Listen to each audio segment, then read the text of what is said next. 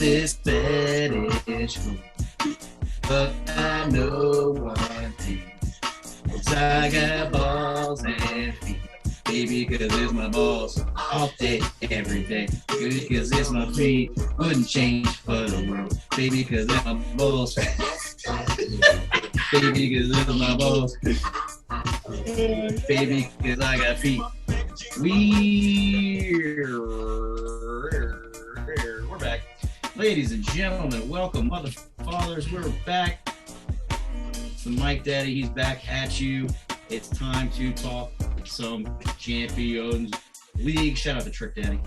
Big shout out to Trick Daddy. Shout out to Trick Daddy. Very underrated dude. Yes. Tons of shit that you hear and you're like, oh yeah, he did that. Remember Take It to the House? We take it to the house, take it to the that shit. That shit. That's my jam. Classic.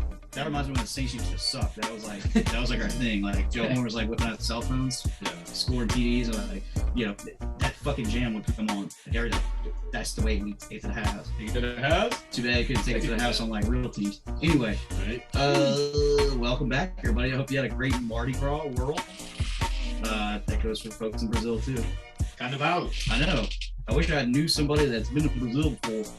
Who should I ask has been to Brazil? There's some guy I've been trying to spell his name is OCH. Yeah! Back on the mic. What's the mic then? I've been to Brazil. Haven't been to Carnival. Haven't been to Carnival. It's they say it's the best to do in Rio. I would think. And I've only been to Fortaleza, but I will say they're very much like New Orleans culture in that they find any excuse they can for a party. Yeah. So what they do is they have a festival called Half Carnival, and halfway, either before or after, whatever you want to call it, they celebrate like Half Carnival. It's not as extravagant, but they do a parade through the street, and they've got the women that have like big feathers and like skimpy clothing, and like it's very small. It's not like a big production, but it's an excuse to food's probably good. Yeah, the food's always coming out on the little carts, and people are everywhere. I feel like they do that here now, like in July or some shit. They should. Yeah, I'm pretty sure they do that like in American. Like a half Mardi Gras. I think so. Wouldn't be surprised. Somebody's out there listening, y'all know this. Yeah, let us know. It's But speaking of Mardi Gras, how was your Mardi Gras? It was good. What'd you do? I want to thank everybody for making the footy fetish signs. Did you really see some all around? I saw some. Damn! Most of them were mofos that already got jerseys from us. I was like, you cannot have another one. Come on, guys. But at least they try to spread the love. But I still hooked them up with stuff. Good. Shout out to Missy and Ryan. I still hooked them up with some good shit. Because of course I had some good stuff that was, for my parade. For your peeps. Yeah. So I had some good shit. We're known for my parade crew at Toth.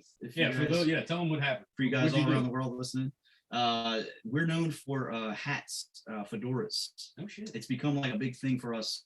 I would say like within the last like 10 years, and now it's like these sophisticated ass. It used to be like these paper ass things, like little China cheap ass. Yeah, like it's like there's like 10-cent little paper thin hats. Now it's like some thick ass fedoras, Mardi Gras. Yeah. So I hooked it up for the folks. The folks. And then, there were some folks that either had some soccer gear, so then I'm like, we're going to spread the love, got the jersey. So whoever has them out there, appreciate you. Blah, blah, blah, blah, blah, blah. What else we got? Doctor's Day. We got somebody that's coming on, hasn't been on in a minute. We got a great guest.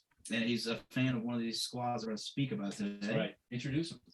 Let's talk about our man for Man U, shall we? One of our Man U guests, coming all the way back, I believe, he may still be. Is he in Lafayette? Lafayette, Louisiana. Lafayette. Bobby Boucher territory, ladies and gentlemen. Mr. Stevie G. Tell him, hey man, what's up, Stevie? How y'all doing, fellas? We all good over here. That's good. We all good. Yeah. Sam and them good. Yeah, man. Don't you love that voice, Cody? I do. It's a good speaker voice. It's a good like 2 a.m. I'm listening to some like sex talk. Yeah, some R&B, late night radio. Let me tell you why. Let's get it on. No, fellas, we all good over here though, man. Expecting baby number 2 soon in June. Oh wow! So, awesome. So, dad times 2 now. I have a little girl, so Congrats. Now you'll have 3 Man United fans in your house. That's right. I hope so. They don't get to choose, man. That's the curse of being a kid of a soccer fan. Well, I'm gonna push it as hard as I can, but if for some reason my son just follows, the upward trend of the U.S. and just jumping on like the City or a Chelsea bandwagon, hopefully not, but God forbid. I got to get you some gear, bro. Once you get them in gear, it's game over. Once No. jerseys, it's game over. They feel fresh. Yeah. No, we're gonna have to talk. We're gonna have to talk. What if you name the daughter Chelsea? What are you gonna do? Nope. We already got a name. It's oh my God. That is fucking priceless. It's that's a boycotted name in the Gonzalez household. Good that and we try not to say the word city too much. You going into the city? No, we're going in town. We don't go into the city. We're going in town. That's right. So I'm in the outskirts, so we're going in town. That's the language of a committed Man United fan. It's true. Oh man, there's you say United States. I would be saying it all the time. You live in the United States, young blood. Of United. Look, man. There's certain words like I don't say I'm going to the pool. I say I'm going swimming.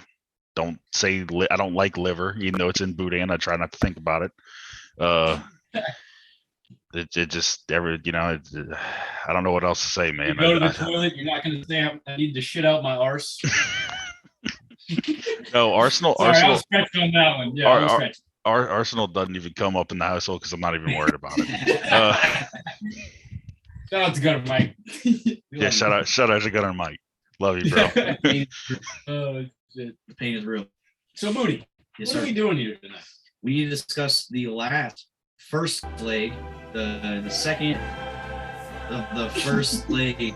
We always talk. Yeah, thank you so much, FIFA. Y'all already don't fuck up anything. The second leg of the round of 16. Second half of the first leg of the round of 16. That's what it is. That's what it is. God, there we go, baby. Sounds like a king's son. You know I even messed it up. I said the second leg of the round of 16. This isn't the second leg. It's the second half of the first leg. First leg, yeah. I am Prince Charles of the second leg of the first round of the round of 16. And here I am today. Oh, God. As we'll discuss the first one, let's talk some Chelsea, shall we? Chelsea and Lille. 2-zip. Yeah, go ahead. Tell them. 2-zip Chelsea. 2-zip Chelsea. Goal by Pulisic, Captain America. Woo! Most important. He's about to put the whole team on his back. We'll get there in a minute. His team is in. We'll talk about that in a little bit. But another goal by Havertz, too. Good to see him getting on the score sheet. Lots of shit coming his way ever since he actually landed in the Chelsea squad. So good to see him getting on the score sheet there. Chelsea doing Chelsea things. Lille doing Lille stuff. Lille's that squad that we want to see do better, but it's just not quite there yet. Ocho, I know you watched a good bit of this one. What'd you take from it? Yeah, Chelsea started off really hot and really fast. Havertz had 2, I don't want to say clear-cut opportunities, but he had 2 opportunities right out the gate. One of them was a great ball in by, I want to say, Azpilicueta, and it was a little bit difficult on Havertz's part to get on the end of it, but he had that opportunity, and then I believe Pulisic gave him a ball that allowed him to cut in on his left foot, and he hit that one just wide, and then a couple minutes later, goal with his header. So in a matter of 8 minutes, he had 3 attempts on goal. Whenever you go up against Chelsea, you got to handle Conte. And that's always the challenge. But of all the midfielders in the world, I really enjoyed watching Renato Sanchez kind of show what kind of midfielder he is, because he's one of these Conte-esque midfielders in that he covers so much ground and he's always on the ball. What I really enjoyed was watching Chelsea struggle to steal the ball off of his foot. I really focused in on him specifically because there's rumors that he's coming to AC Milan in the summer, as well as the center back for Lille, which is Sven Botman. He's a 6'5", like 21, 22-year-old. He's a little slow, and he was getting beat one-on-one every once in a while. But other than that, he's a beast in the air, and he did the damn thing. I also got to give credit to the goalkeeper at Lille, he had a hell of a game. He made a bunch of saves, but with the way Chelsea attack this 3-4-3, it's just they create the numerical superiority in the attack, and they're allowed to do this because they have Conte, who can just cover everything. He'll get back if he needs to. Yeah, and one of the things that I remember reading about this game that I didn't even notice was every time Conte got the ball, everyone on Chelsea would run full speed with him because they knew that he was about to release the ball, which meant he wouldn't have the ball. And if they fucked up, he was in a position to recover it again. Yeah. So it was really interesting to hear that, and that it's almost like a trigger. If Conte gets the ball in attacking position, let's all take off and let's go and support him because he's going to release the ball to us and then be in a position to help us if we need to defend. So go ahead. Yeah. One thing I do when I have watched Chelsea, because it's not that much, but I do appreciate Conte's play style. So I just wanted to comment on this. One thing he's very underrated for is his ability going forward. He's not just that center defensive mid. He's more of a box to box with defensive minded. Because I mean, let's be honest, this dude's when he's healthy, he's a machine, and it's really hard to get fucking past him. Like really hard. I've watched tactical breakdowns I watch tactical breakdowns, guys. Shocking. Absolutely shocking. It's so interesting to see how well he gets forward, because it's not talked about a lot, his prowess that he has going forward like that. Yeah, it's underrated because it's in a position of the field that's not super sexy. It's not exciting, but he's breaking lines. And once he breaks lines, it creates openings because other players in that next line have to step up to try and stop him. And when they step up, create spaces behind him. And when you got Pulisic and Ziyech and Havertz running into space, it's like, fuck, that's his pick at that point. It's dangerous. I also think it catches a lot of teams off guard because you see Conte playing, that more holding midfield role out of the two in this formation, especially with Kovacic, because Kovacic is pretty good at getting forward. Whereas when he normally plays with Jorginho normally stays in the back, but Conte has to go forward and get back to help Jorginho cover. Like Jorginho just doesn't have that speed and that kind of close down ability. I'm not taking anything away from Jorginho because he is a very good player. It's just I think the matchup here with Kovacic and Conte allows Conte to have more freedom. So definitely, yeah. Especially in this 4-man midfield with wing backs, because what winds up happening is when they do drop in on defense, it drops into a back five, and you get Alonso and Azpilicueta dropping into your back line with Christensen, Silva, and Rudiger. Speaking of Silva, I don't know how he is just continuing the ball. He's still here. He's the best player on the field in defense. I don't know how he's continuing to do it so successfully. He's playing with this. So much respect to that man, because he's lost a couple steps over the years, but dude, he's still killing it. He's beat up, but he still does it. And he does it for 90. Didn't sub out. And in the 3-man backfield, you have a lot more work being that center mid because you're expected to distribute when you're building out of the back at the midfield line. You're that guy who's getting on the ball. Rudiger and Christensen are getting a little bit wider. Alonso and that's I think he's having to do so much. And I think one of the things that's underrated about the Chelsea squad is how fast in recovery and going forward Rudiger and Christensen actually can get the ball moving forward. It's amazing that I know all this because I rarely watch Chelsea, but I listen to a lot of, we've talked about this multiple times. I listen to pretty much soccer radio every day on the way to and from work, and I catch all these things and I pick up these little things. But just watching them, Rudiger's, he's got some pace to him. Doesn't look like it, but he does. They're going to hurt missing him next year for sure. Both of them. Yeah, that's right. Christensen's gone as well. It's gonna be difficult for Tuchel. What's also gonna be difficult? Their owner, who was willing to shell out so much fucking money. They just lost him. He's gone, man. Shout out to Roman Abramovich. You know, like he's Russian, but he did the damn thing for Chelsea. Yeah. Look. Champions League titles.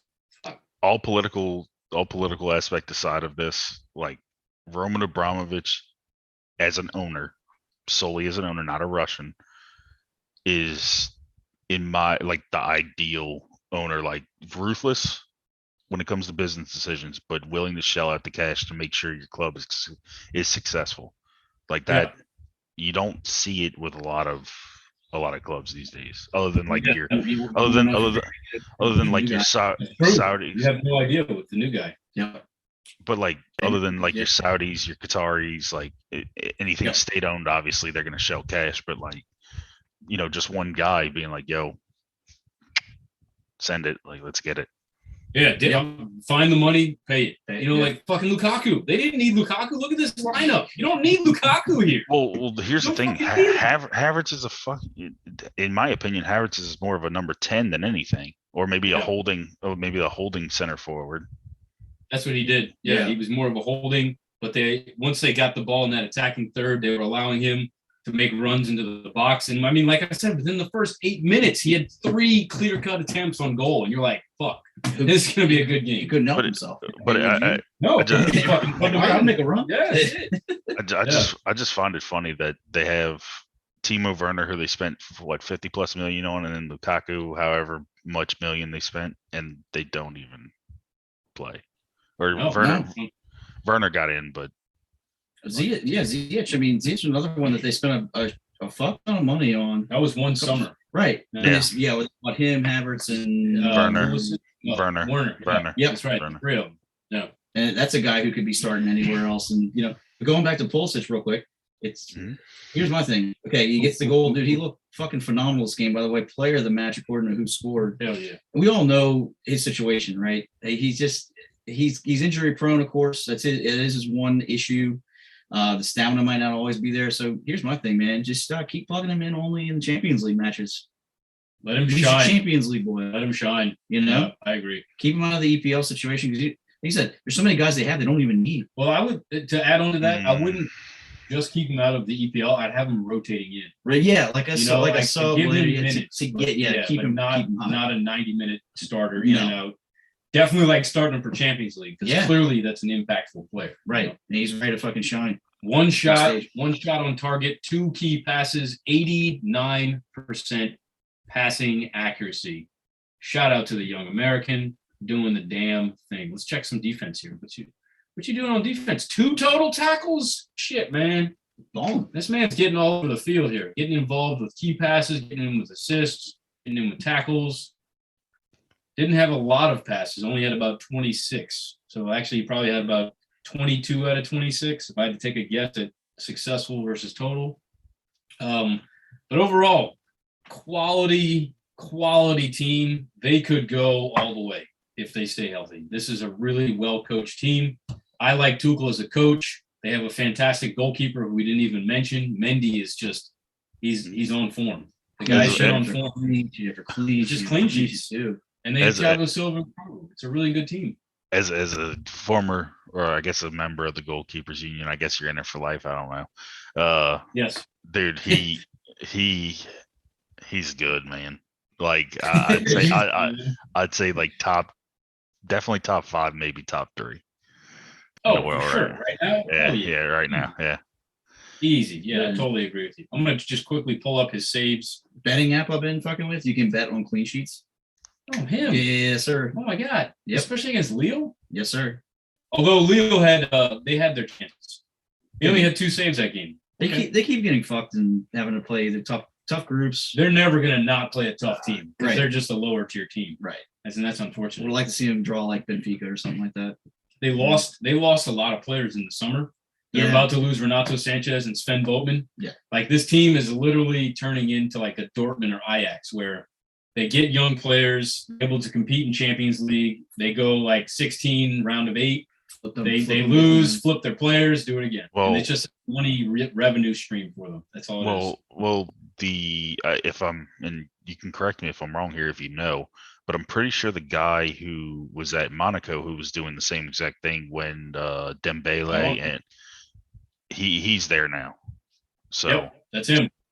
Yeah. And we could see clearly he's the guy. It wasn't a systematic thing, or it wasn't like I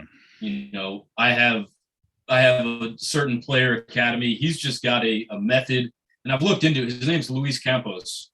I've looked into how he selects players, and he's got a method, and he's kind of kept it close to the chest. He doesn't really reveal what he's looking for, but he's got certain metrics that he looks for in players. And then on top of that, he goes and spends time with the players off the field. He goes and spends time with their parents, gets to see how they were raised, what kind of kids are they off the field, blah, blah, blah, blah. Like all these things that you would think scouts look at, Right. because this is going to determine the professional they're going to be.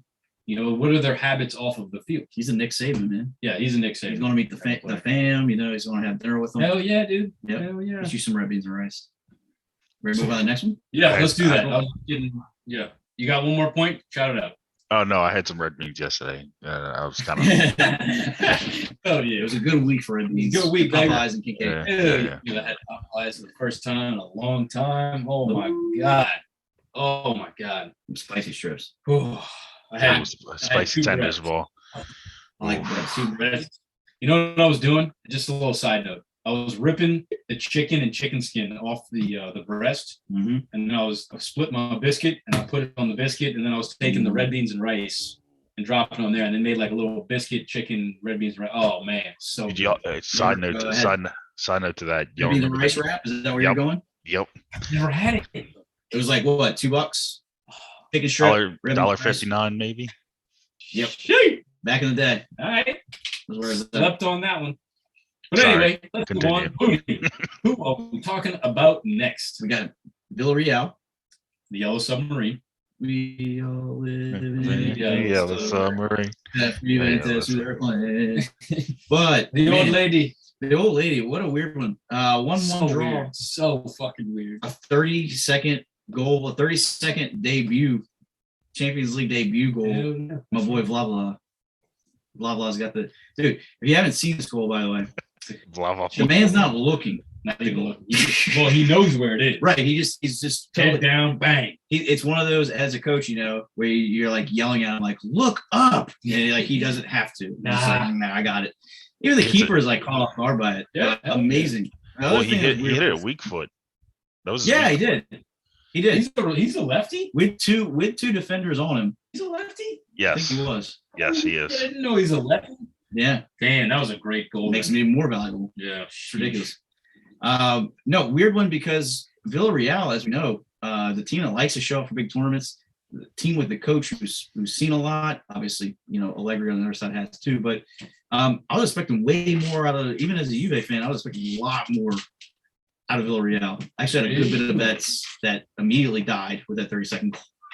Oh, Yeah. I was like, oh shit. damn. I really thought they were gonna come out and they were gonna show us something. This seems to be the situation when Villarreal does show up in a bigger tournament, not named Europa. They get to this stage and all of a sudden it's like they get, they're like deer in headlights. Lots of possession on this one for them. But Juve, on the other side of things, kind of sucks. McKinney broke his ankle. Yeah. This one. With USA qualifying coming up against Mexico, Gonna miss it. that hurts. Yeah. No offense to Pulisic, as we were just talking about.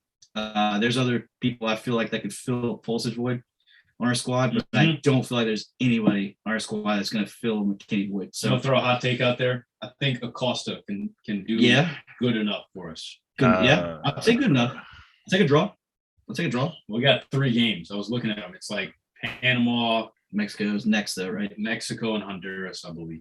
Oh god, It's gonna be rough. that's just sketchy. The Mexico one, I could see us actually fucking around and accidentally winning because we'll be underdogs at this point. And if we're underdogs against Mexico, we'll win. It's Mexico, Panama, and Costa Rica. Yeah, Mexico, yeah, Costa Rica. Costa Rica. Oh god, Mex- it's Mexico versus Mexico at Azteca, Panama at home, Costa Rica at wherever they play. well, back to Yeah, get off sorry. on that topic. Oh, that's fine. Yeah, get back to it. But you have to at that point. Going back to Villarreal, though, this match all the way 1-0, Juve through halftime. And of course, per usual with Juve, my gripe has been all year, they just give up the important goal at the worst times. The lick situations again, I feel like sometimes it's not always on him, but I always feel like with the money that we're paying you, it needs to be better sometimes. I know he's still a little young. Break down that goal for us. The goal, obviously, he missed his man, but at the same time, as we were talking about, we talked about this before a podcast. Rabiot, of course, supposed to cover our man. The one man you don't leave open on Villarreal, by the way, Parejo. He does. One-time hit out the air. One time, smack that shit out the air. It was sexy. Impressive. You gotta give it to him. It was sexy. Yeah. With Rabiot, he was playing the what if game. Yeah. To me, he was playing the assumption game. I believe that this is going to end up over here. So let me end up over here instead of covering the man himself and shutting that shit down. But as we've seen, as Steven mentioned before the pod when we were talking about this, he's a guy. It's just a weird fucking player, man. I thought he was a weird signing in the first place years ago. He's a defensive mid that sometimes tries to do a little too much on the other side of things on the attack. And then it's like he'll do something beautiful on the attack sometimes. And it's like he forgets to track back. So it's like he's like that little kid that you have to keep reminding, play defense, you play mid. So you play both. Yeah. So it's that. At the same time, man, I really thought that Juve, though, coming out of this with a draw, I thought that was to go back lucky to Juve.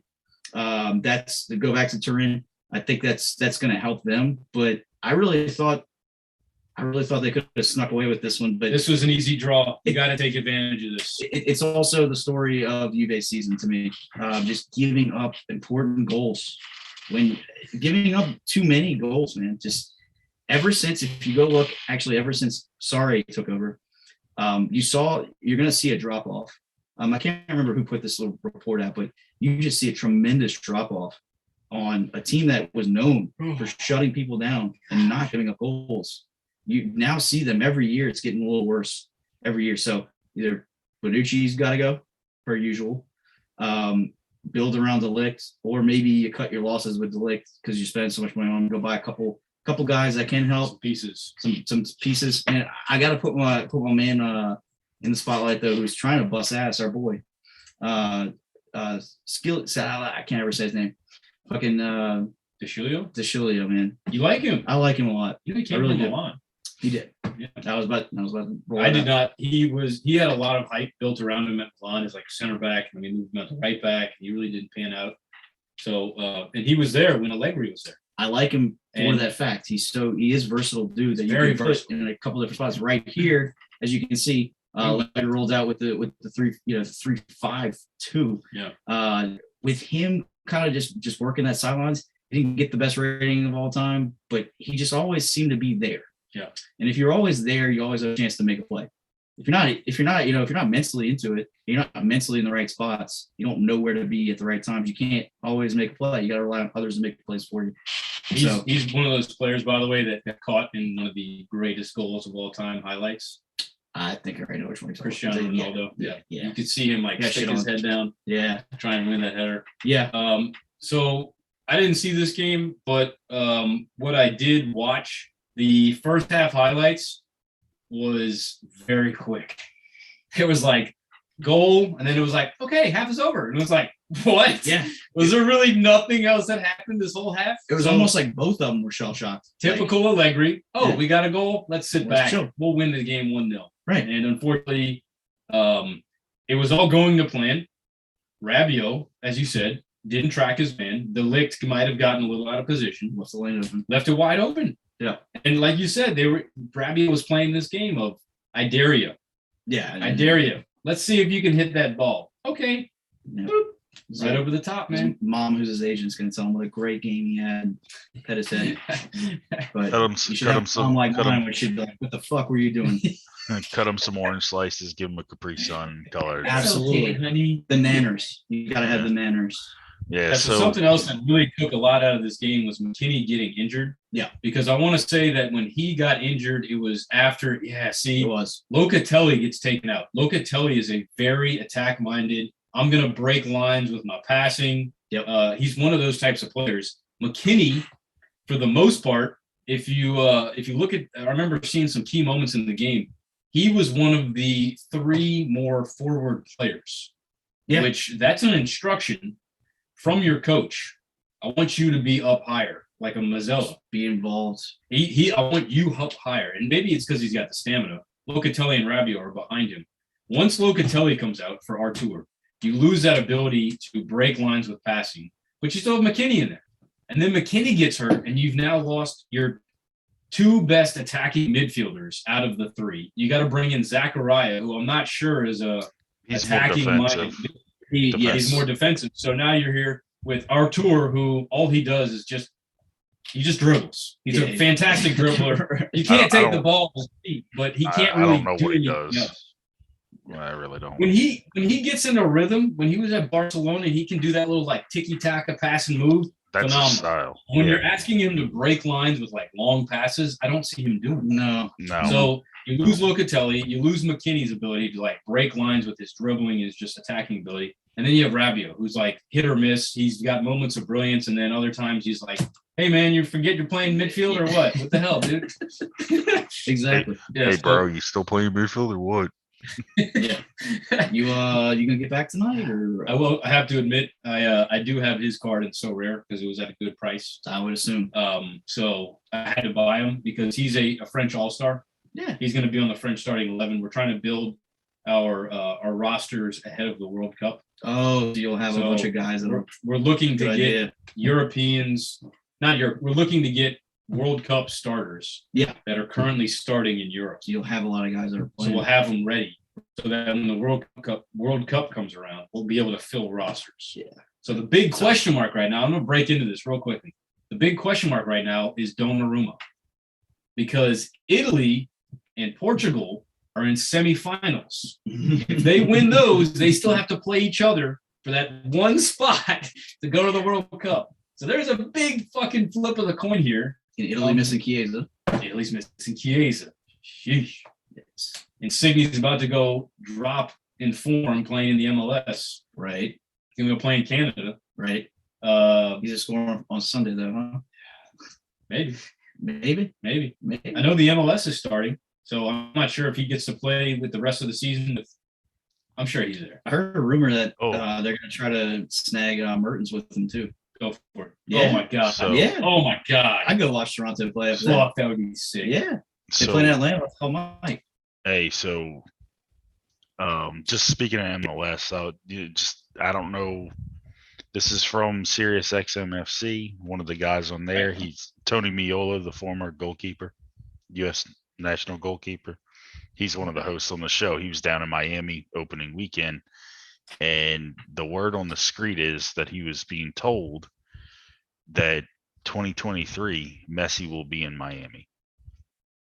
I think that's true. That was the rumor when they were trying to sign him at Barcelona. Right. But I also so- heard a rumor that Messi might go back to Barcelona. They're actually decent. Yeah. Right. Yeah. So I don't think he's going to be able to go back to Barcelona, to be honest, I don't think just so either. financial wise. MLS But- first, and then Barcelona maybe. Pull a Zlatan. Yeah. You end it with Barcelona, right? Yeah. No, sorry to break in on that one, but just that's speaking fine. of No, MLS, go. yeah. I don't doubt that. I No, definitely it's- see Ronaldo going to the MLS. He said it. He's just going to be an amazing marketing tool. Where for them. where would you think he would land? It's like Galaxy. Or Miami with Go Beckham. with Beckham. Yeah. He's waiting for them charges to drop. Is that? That's all. Notice that dude that hasn't come to US like since like that's that's his kid has a chance to play for the American Yes. national team, right? You see Yes. Sam's Army shout out to Sam's Yeah, Army on man, that. that's so Yeah. sick. They always pull up like where he's born, like Yeah. on Google, like screenshot that He shit. called like, it we got no soccer. chance. He did? He called it soccer. There's a video of him and Ronaldo together, and he's like, "I'm better at soccer than you." Oh, Like said that in English, and it's like, "Oh fuck!" Sign him up.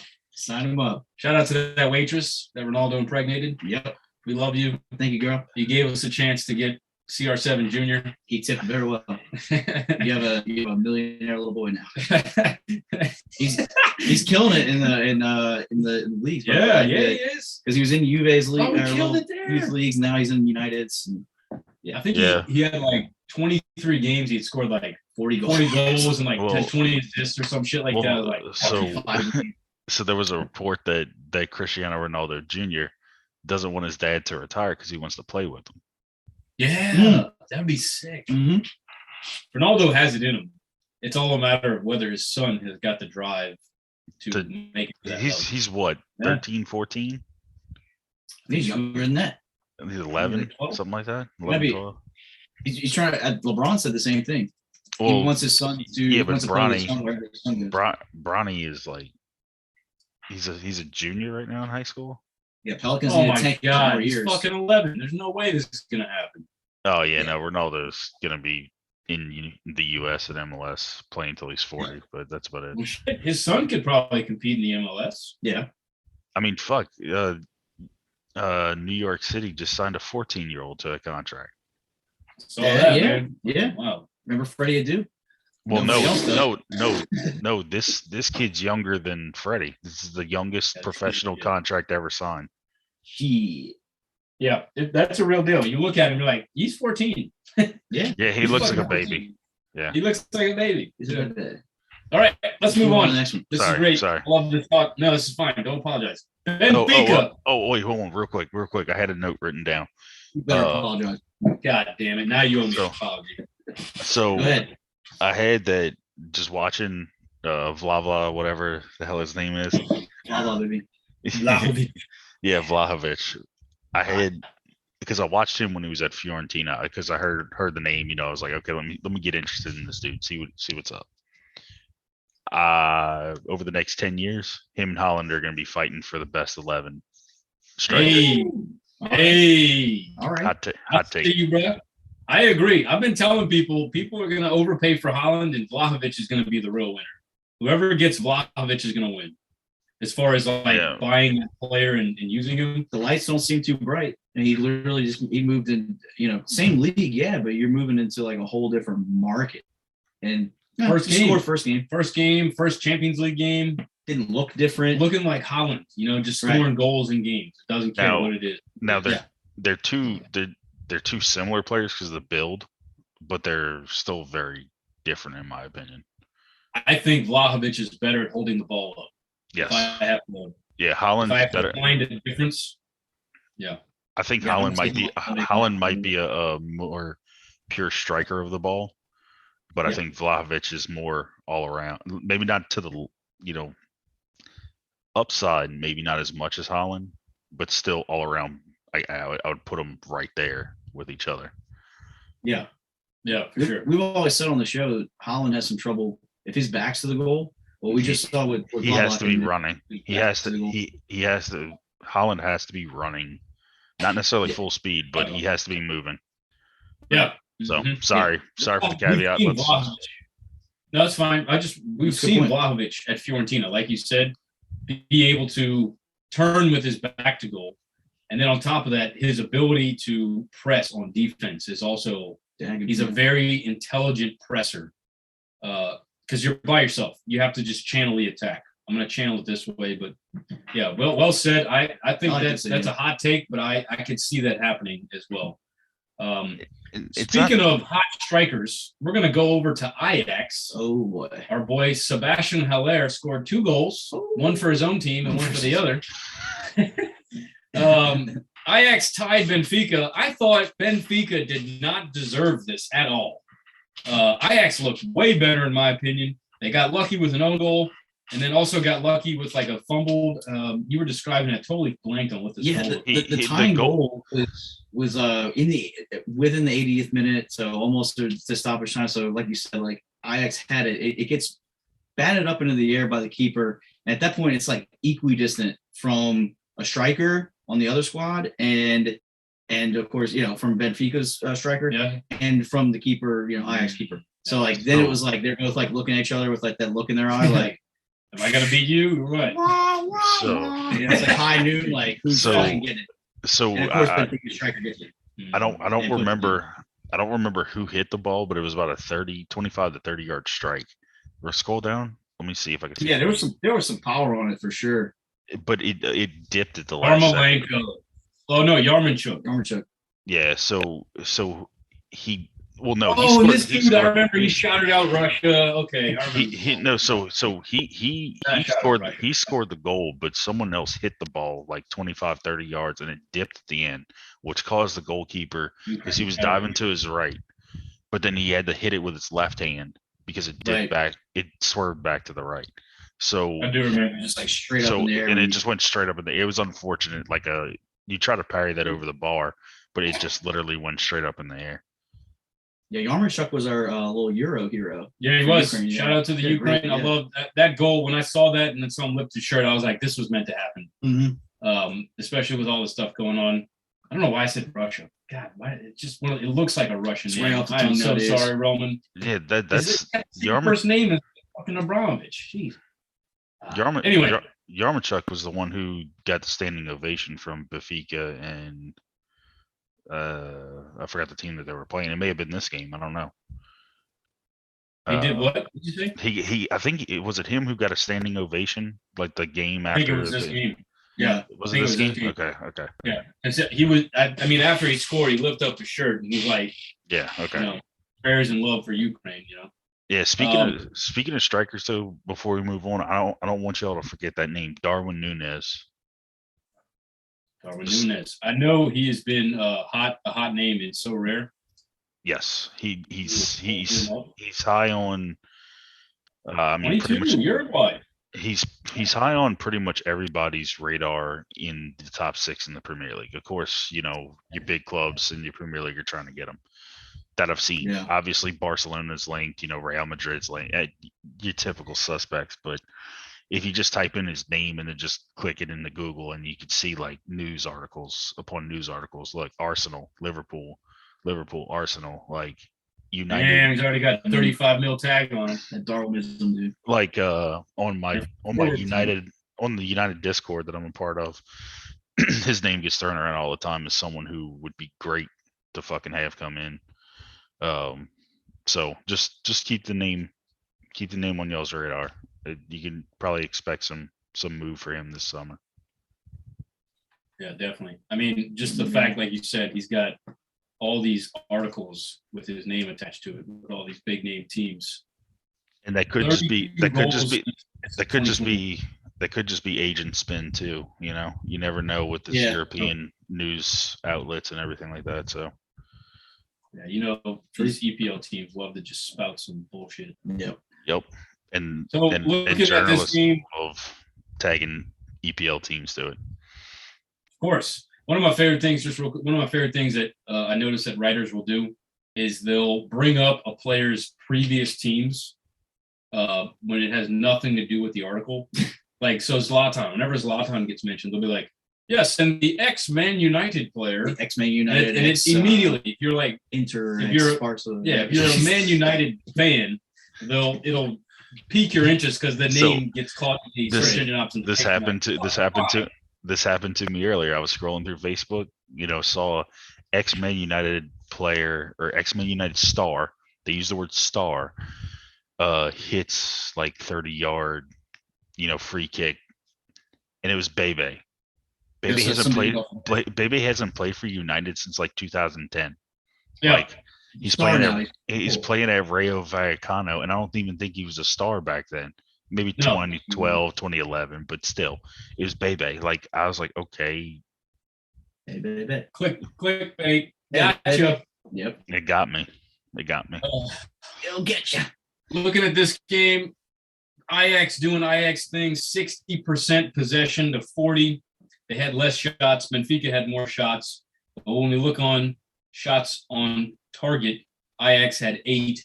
Benfica only had 4. So Ajax going 8 for 11. Benfica going 4 for 17. Mazraoui was the man of the match. He had an assist. That man is getting ready to move. His contract is up this summer. I was about to ask, it's a great little questionnaire for you guys. Sure. This might be your answer. The next Ajax guy to move, because we got a couple here. We got Gravenberch. I've been thinking Tadic is going to move forever, but he hasn't. So I don't think Tadic will. Anthony. Right? This one right here. Haller. Timber could be moved. Haller could be on the move. Berghuis has also been getting a ton of hype. And then they'll just fill him in with the next guy who's ready to roll. I Such think a great Anthony. question. There's so many. There's so many of them. I don't Well, think. don't forget about Tagliafico too. Tagliafico. Tagliafico is just he's riding the bench right now. And see, another thing I like about Ajax too Great is question. they have so many guys, and they don't ever seem to, they flip, like we said. They don't ever seem to flip them all at the same time. It's like a tactical move. Like, we still want to kick ass, and we still want to make our money. Right. Like, you know what? They sold De Jong and De Ligt a couple of years ago, but Mhm. they kept a couple of other guys. If I'm Van not Beek. mistaken, Next year, yeah. next year, right? They Yeah. kept him. Tadic, Ziyech. our boy Onana. Ziyech, not Tadic. Ziyech. Yeah, that's right. They kept Ziyech. Ziyech from it. Yeah. Tadic came, filled Ziyech's spot I think so. after, right? He's been there, but yeah, he was like there for a little bit, and then Ziyech left. Onana, another one. Onana, what's the name? Fuck, who else? I can tell you, they're gonna have a bunch after Yeah. the season. Blind is another one. That's Haley been there Blind. fucking Yeah, years. he's been there for a while. It's like they choose like one or two to just hold on to, so that way they can it's like these are key pieces where we can stay relevant. David Neres. Neres, Yeah, he's at the Ukraine. yep, Poor guy. fun. It's fun, dude. It's fun. It's fun to fucking watch. It's so fun to watch Ajax. Shout out to Ajax. Moody's wearing the official Bob Marley tracksuit, Three little bursts. looking like a fucking European gangster right now. I'm loving it. I'm taking It- bets. In my I notes, can't take them, but I'm taking. in my notes, best jerseys in the game. Yes. Absolutely. And I almost wore the jersey underneath this, Dude, but Yeah. next time it's nice. It's nice. I won't watch this probably ever. I have no underwear on in this. Straight up. I actually needs don't it? wear underwear on sweatpants. Yeah, who needs it? It's just something I don't do. I agree. Feels so good. Feels so good. Gonna Yeah. quickly, I love looking at the Ajax player positions. Shout out to Ten Hag, possible Man United coach. Starting to learn English supposedly. Yep. The next guy. Starting to learn English. Okay. I think. Well, no. Working on his English is what the article said. Okay. Mhm. All right. That's fair. Mm-hmm. That's fair. I'll, Okay. I'll drop y'all some. I'll drop y'all some tidbits off the pod later. You I don't- better I don't- fucking drop some tidbits. Before you drop tidbits, you should drop tidbits on this next game we should talk about. What do you think? Oh, let's just do it. Transition. Let's just do it. Great transition right there. I think we should. Let's drop some tidbits. Steve, can you help us with this game? What was it? Who won? What's going on? Oh, it was 1-1 Who's draw. 1-1 One draw. Who with, was it? Atletico Madrid and Man United. So, well, I guess we'll just start off with the João Felix goal because it was a beautiful header on his part. I'm not going to take anything away from him. Yeah. However, Good ball in the box too by Lodi. yeah, great ball in the box by Lodi. Great header. Kissed off the inside of the post, went into the opposite side netting. Beautiful. Mm. I've always loved João Felix. So it's kind of one of those things. Like, it was a bittersweet feeling. I was like, all right, great to see him, fucking getting a goal, but it's like, it's United. So I guess let me take a step back. This Atletico Madrid lineup, as you can see, if this was actually a 3-5-2, you never know with Simeone. But look at this lineup. It's not overwhelming. It's very underwhelming. You don't have Suarez. You don't have Griezmann in there, who have been doing well for Atleti since, both of them left Barcelona respectively. When I saw their lineup, I was like, oh, okay. In my head, I'm like, we got this. Like, no Good point. fucking problem. Same. Well, the same thing. But then that goal goes in, and you see the exact. I wish I could pull up the. Let's pull up. Can we pull up a clip of that goal so I can show you? It's hot. So I'll wait till you pull it up, and then I'll give my analysis of it and where the fuck I have a problem with it.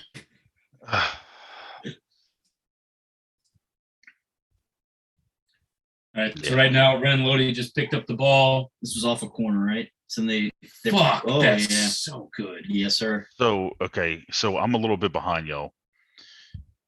So it's kind of choppy on my side, but I can tell you right now, if you look at who João Felix just blows past, it's Maguire. Maguire is just ball watching at this point.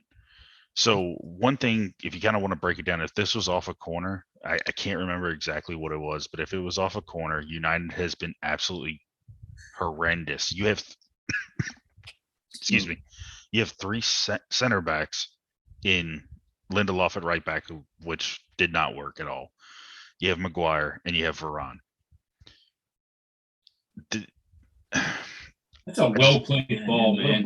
I'm telling you, like, same thing. I don't know who else can cover that ball. Well, no, I'm not. But like, if you just watch Maguire's body language, he's just caught flat-footed. Like, you look at him, it just blows right past him, and then you see Fernandez in the background throwing his arms up in there. You see Maguire, like I showed y'all earlier before the pod, just fucking looking around like, huh? Did I do that? Like, dude, just fucking play better. You're the fucking captain. You're worth 80 million. I don't think you're giving enough credit to Henan Lodi here with this ball. No. He puts the ball in a position that neither the keeper nor any center back can get on it. They weren't expecting it. They weren't expecting it. Henan Lodi hit that ball in such a strange position. When you look at it, this is off a corner, right? This is off a corner. He takes the touch, beats his defender, and then it's just like bang into the box. And you're like, what? And the only place it can be. No. Like, I'm watching it over and over again, and I agree with you, but it's hard to watch with. What could you do better on that goal as a defender? I don't know what you could do better. I think Maguire was just flat-footed, man. Just watch him. But like he's got to get on the goal. He's got to get on the Henan Lodi side of the ball. You know, he can't get there. If you watch the run that Joao Felix makes, I guess does he just not track it well enough? Hold on, let me pull it up on my computer so I can actually. Also, are they trying to hold them off sides? Maybe. You know, as soon as that ball hit, you better start running. Yeah, because I'm not going against what you're saying, Steve, because we've seen Maguire fuck up many times and look flat-footed many times. But run. If he is looking flat-footed in this situation, I'm thinking maybe it's because he's trying to hold his ground to hold that offside. He like I said, it might be a combination of what you're saying. Like, it might be a combination of is he flat-footed because he's trying to hold him off sides, or is it flat-footed because he is out of place? And he's like, "Oh fuck, I'm out of place. I'm gonna stand my ground." Well, what I'm about to look at is where Varane and the rest of the line is. So everybody else is moving in, and so it is like a lack of communication, maybe. But then Maguire was left flat-footed, so maybe the offside. He was assuming everybody was holding their ground. Yeah. So now that I'm further looking, maybe it wasn't all on Maguire, but he still looked flat-footed at that point. Then later on in the game, there was another Llorente, I think is who it was. He fucking hit the ball back in, and it bounced off of Lindelof's face and hit the crossbar. I had Letty hitting the woodwork twice that could have easily won them the game. You know what minute that's in? You know what minute he hit the bar? Yeah, I can get back to it. That looked to be in the like 44th or 45th minute.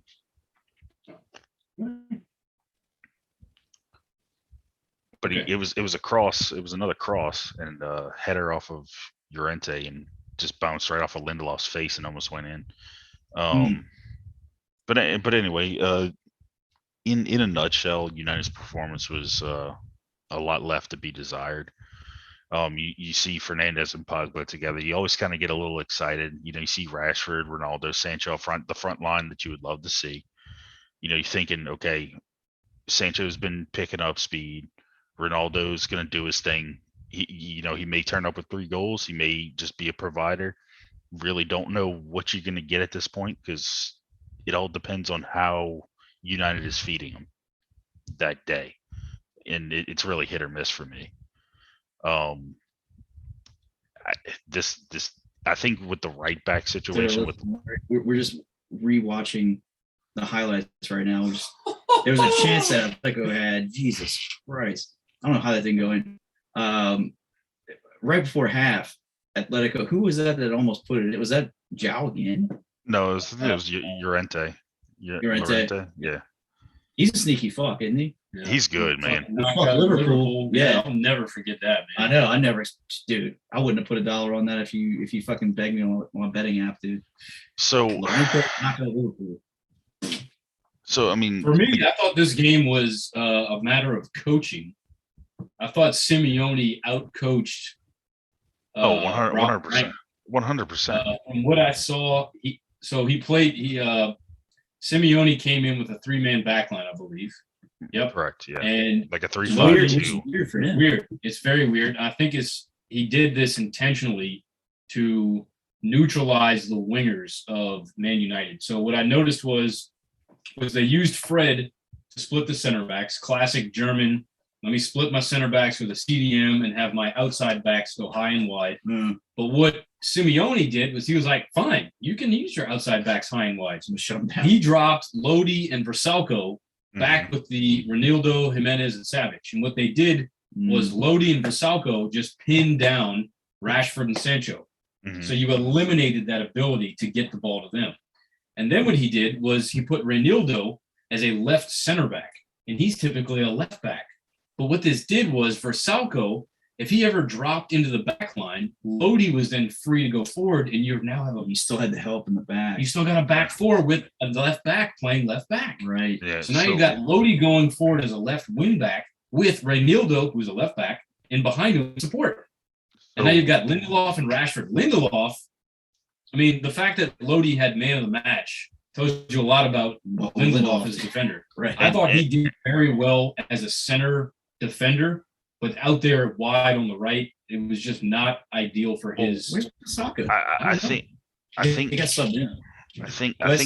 I think the only thing I thought about this for hours after the game or match, excuse me.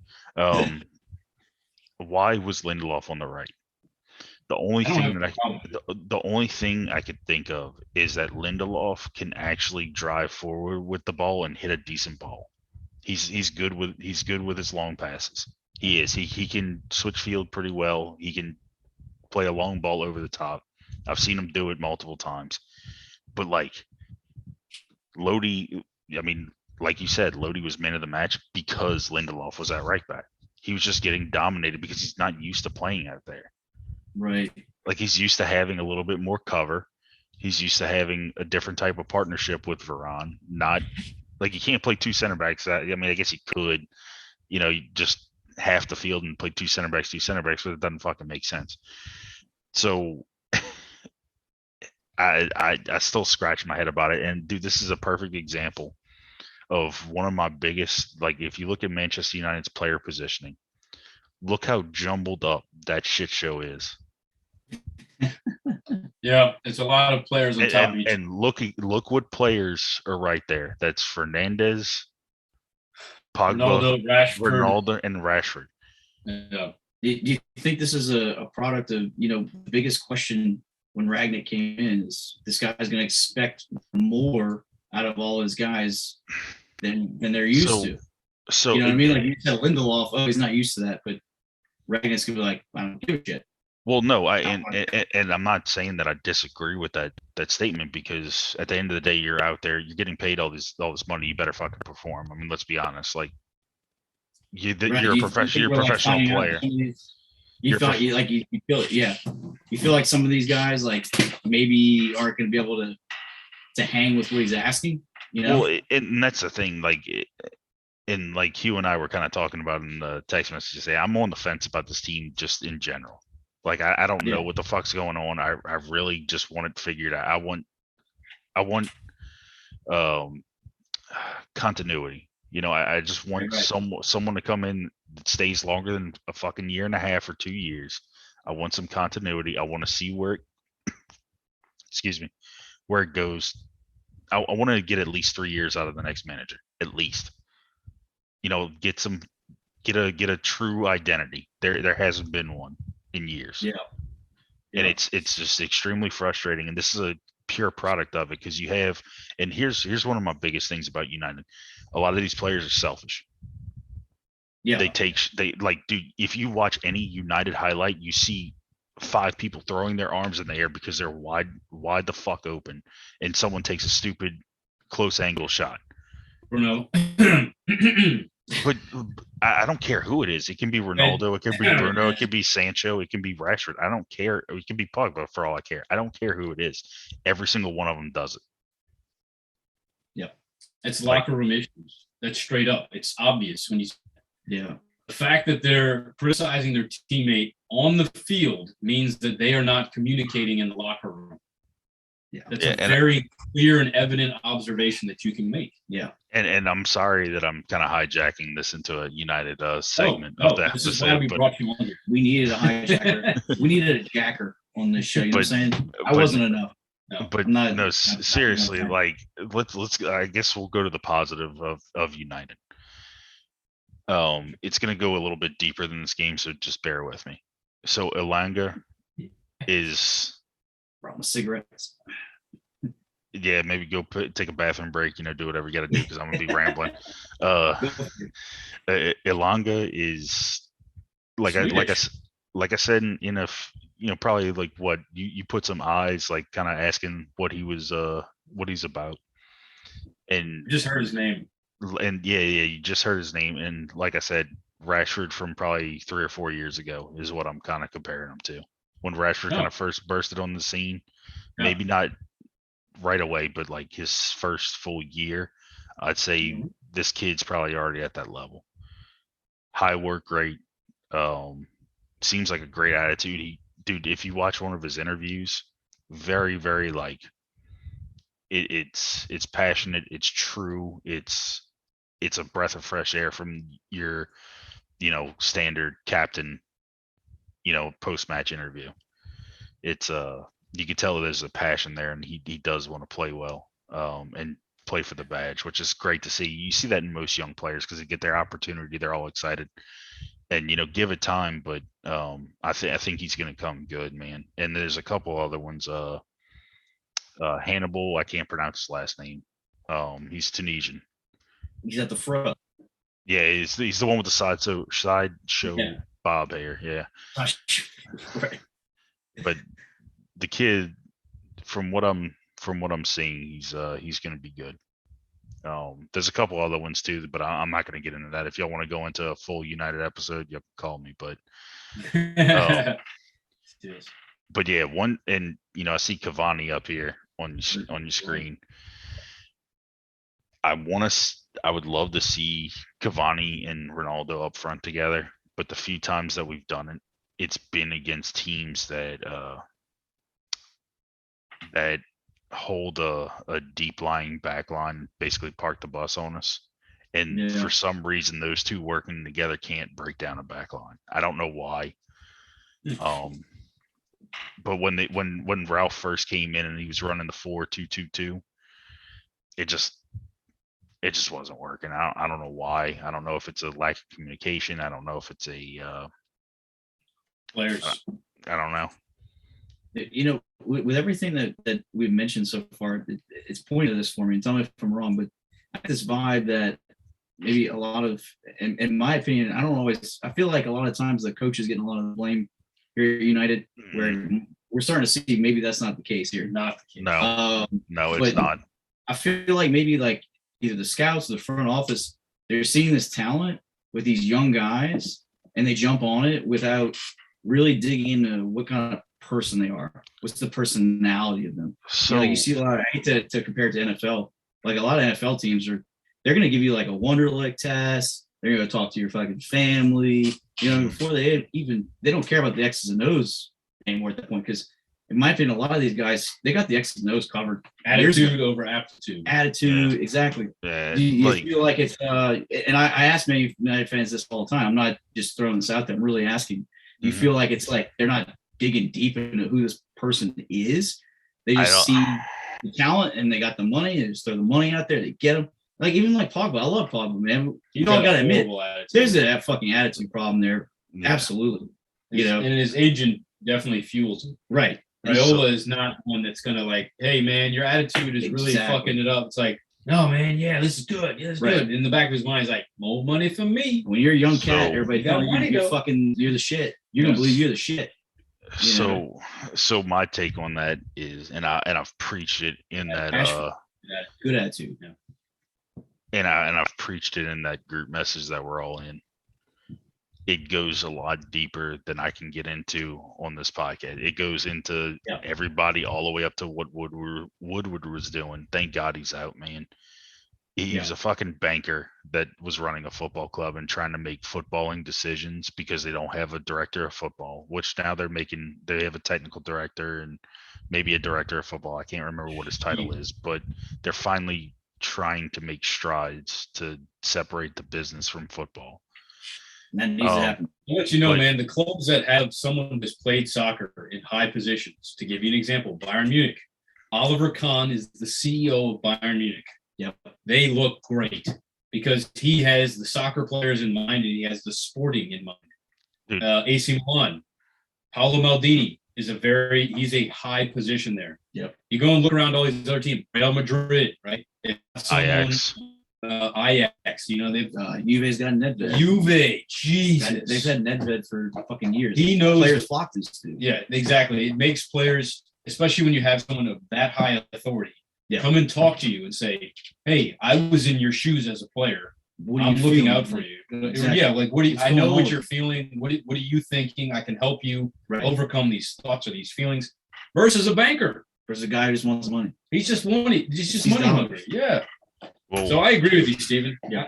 You Well- definitely need some more sporting players, some more players in sporting positions. and I agree. And like we got I think is he technical director? It's Darren Fletcher, whatever Darren Fletcher's position is. But I see him on the sidelines like coaching. So I don't know exactly what the Like what exactly is coaching? like let's see. They seem to get players who want to. They aim so- for players only for the badge, so- but maybe they need to start aiming for more. So office guys. he's the technical director, and then John Murtaugh is supposedly the director of football or director of football operations. He was at Everton for a while. It's MU. Yeah, there you go. No, not him. Just type in that. We'll figure it out from there. Type in United at the top. Maybe that will help. There you go. And United appoint first ever director of football. There you go. March So- 10th, 2021. He directs. Yeah, so there's kind of like these are your steps in a different direction, which whether that direction is going to work or not, it's at least a step to try to separate the business from football. And then Richard Arnold has taken over for Ed Woodward. So hopefully they make some good decisions. But getting back to your point, Booty, of attitude and everything like that, I think United historically over the past 5 years has just gone for the big name, like a big signing, because they're gassed up. Like, I wouldn't say McGuire, but like Fernandez came in and fucking blew everybody away. That was a good sign. That was a That great was, signing. that was a great signing, and I'm completely happy with Fernandez. The Pogba signing, I was fucking thrilled about it at first, but then I thought about, okay, Pogba and Lukaku. Pogba and Lukaku. Lukaku was one of those ones, like I just don't understand why it didn't work out with Ali. Mhm. Because I mean, the dude obviously can play. He went to fucking Inter and lit it up. Killed him. But like, Yeti. so you touched on a good point. I forgot who said it, but it was a point of it's maybe not on the coaches, which I don't think it is. I think the coaches' hands are tied a lot because you pay so much for a player, you have to play him, basically, is what I think goes on at United. Like Mourinho. I don't like Mourinho's greatest achievement, in my opinion, was getting second with that United team that he had when he came in second in the league behind City. Still don't know how he did it. That was He's a the great coach. He doesn't that get was- enough credit. Went far in Champions League that year too. Yeah. They beat That- that- Juventus. that was literally like the team that we have on paper is exponentially better than that team on paper. On paper, I'm talking about Are player. they? I'm talking about player talent. Everything on paper, yes. The amount of money that we spent and the players that we brought in, yes. Talent wise, yes. I'd have to see that lineup I'd have again. to see that lineup. What year was that? That was Mourinho's year? I think That was 2017. let's see. It was Mourinho's 2017 because I remember it was Ronaldo's first year at Juve. Juventus. I remember everybody's fucking pumped because they drew United in the same group. Wow. Remember, like he's gonna go back to Old Trafford, but he got a red card. Oh, I do remember that. Oh, Eric Bailly, fucking Phil Jones, Rojo, Pogba, Alexis Sanchez, Mata, Zlatan. Forgot about that boy. Martial, Smalling. Who's loaned out, right? Martial's loaned out right now. I think Yeah, so. to Sevilla. Messi. To Sevilla. Love this kid. Wish he got more time. He's balling out in Brazil right now. I like Mata too, man. Yep. That's a dude who just kind of Michael has a good game. Carrick. Carrick was still there. Ashley Young. Holy fuck. Daily Blind. There's your boy Blind. Keep going down. Keep going down. Mkhitaryan, Luke Shaw, Valencia, Fellaini. His boy. My fucking boy. Ronaldo's his husband. That's his fucking mistress. That's my mistress. That's his mistress. Right there. But Matic. But like, look at the names on that team versus the names that are on the team now. If you look at it on paper and talent wise, it's just like, these are some decent players, but not to the level that they have now. That's all I'm saying. So you're saying that they should be performing better? Oh fuck yeah! Yeah, It's lack of coaching and lack of discipline. In my opinion, I agree with that. I mean, dude, we could beat this dead horse all day. I could talk about this all night and all the reasons and opinions on the reasons why I think X, Y, and Z happens. But like I told you the other night, I don't know what goes on behind closed doors. No one, obviously, people close to the club do. Getting But like a glimpse on the field. We're getting a glimpse when their reactions towards each other is a glimpse into the locker room. Oh no, I agree. That's where I'm at. Were you saying like we don't know? We have an idea. We have an idea, but it's not 100% sure. I'm not saying it is, but we have an idea. That article I sent you about everyone questioning Rangnick continuing to start Maguire, that's information from the locker room being leaked out. Oh yeah, and I can almost guarantee that's either like a Rashford or a Lingard or someone like that. Man, I don't. Regardless, they know what the other players are thinking. They're sitting there. Yeah. They're probably having this conversation amongst themselves. One reporter comes up and starts talking to you. That's all. Yeah, he's like one accident. Did y'all see Christian Falk called out United and then Rashford chirped back at him? No. Who's Christian who? Christian Falk, Falk. He's a big German reporter. He's like him and Romano are like tight with each other. He's a button pusher. He's stupid hat. His name is CF Bayern. Yeah. Fuck you, dude. Yeah, he's a German. He's like the German Romano, basically. Gotcha. But yeah, him and Rashford went at each other a little bit on Twitter. Bayern's looking at Anthony. Did we say anything? Yeah, we did. So anyway, I mean, it's we gotta go back to Atletico. I gotta give a ton of credit. Yeah, sorry. This roster was so underrated, underwhelming. Oh, I saw the three guys they had out too, like we said, and I was like, yeah, y'all are fucked. Yeah. I mean, Carrasco was out. Is Carrasco's still on the team, right? Griezmann came in and almost had a fucking beauty of a goal. By the way, I remember that. Oh my goodness. Yeah. So another thing that they did that I thought was really special was Correa and Felix are neither nines nor center attacking mids. They can do both, like a hybrid. Yeah. And what they did was they kind of balanced each other. If Correa dropped down to pick the ball up, Felix was making runs in behind the defense. If Felix came to pick the ball up from the midfield, Correa was making runs, and that made it very difficult for the defense to mark and track because you never know who was going to be stepping in front of the back lines versus who was going to be. It's a lot of movement. Then you have solid. These are some. Kondogbia is a big boy. Let me give credit to Kondogbia because he bodied Pogba all fucking night. That is a big boy. Pogba looks like a twig next to that man. Kondogbia made our midfield look like a bitch all night. He was at Inter for a little bit, and He was He at did- Valencia, right? Went to Valencia for a little bit. I don't remember him in Inter. This How long ago was dude that? is a fucking. Oh, he's only 6'2", but he's just like he's got a big frame. Yeah. Let's just click this. Yeah, he's a thick boy. He's like a Yaya Toure kind of player. Oh, yeah. Yeah, he's a big boy. Look at that. Fuck, that's a big dude. Lanky. I'd say Lanky, long. Yeah, I'd say Yaya Toure or like Lukaku build. You know, yeah, for sure. Yeah, so here, just real quick, his senior team, he went Sevilla, Monaco, Inter Milan, Valencia, Atletico Madrid. So he's been on the move. Kind of like a Bakayoko type of player, Yeah. you know? Kind of like That's, him. that's a good. Yeah, that's good. Yeah. That's a good comparison there. Looking over at Atletico Madrid's average positions, number 12, who the fuck is that?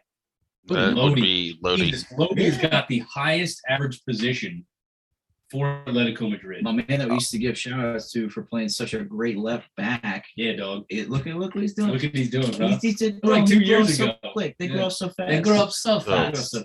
So And I'm Lodi. We used to shout him out a long time ago. Simeone did some blow, and he's like, "Why don't you roll up in front today?" and then I mean that just speaks to how Simeone saw that Lindelof was playing fucking right back and just sent Lodi after him. Like that just speaks volumes right there. Do you think it's possible a coach changes a lineup after the other lineups are released? I would. It's the same thing with like how I've never understood why teams let other teams know during the transfer window how much they have to spend. Yeah. I would just make shit up. I think Juve does that every time. They do. Arsenal's good at it too. You never think Arsenal got money to spend, and they drop 75 on Pepe, and you're like, Oh, where the hey. fuck did you get that money? Oh, we had the whole time. Oh hey, Oh, real, speaking of money, real- I did the math, by the way. Man City has spent $1.3 billion in the last 12 years. Goodness. and I think United's right behind them. I actually need to do the math. I don't think they're that close. They're over $1 billion. I know, but in the last 12 years. Jose spent a good bit.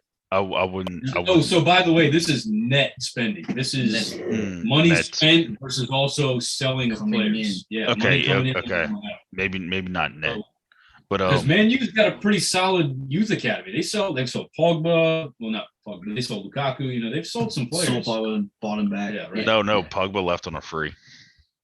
Free. They look like geniuses. But so get some shit. real quick, I just remembered that Matic came Wasn't in good enough. when Say it again? Matic came into that match. It definitely changed in our favor. I don't really remember because I really wasn't watching it. Saka. I was at work, so I really Yeah. couldn't watch it, too intently. But Matic did change the game for us a good bit when he did come in, which is weird to say because the man just doesn't have the legs that he used to, but his hold up play is fantastic, and he's a decent distributor of the ball for being what he is. Meaning Looks like he had the last man tackle as well. yeah, he I'll give it to him, man. The dude can still ball out. It's just in short spurts. he can't do the full 90 anymore. That's why he's subbing in the 60. That's going to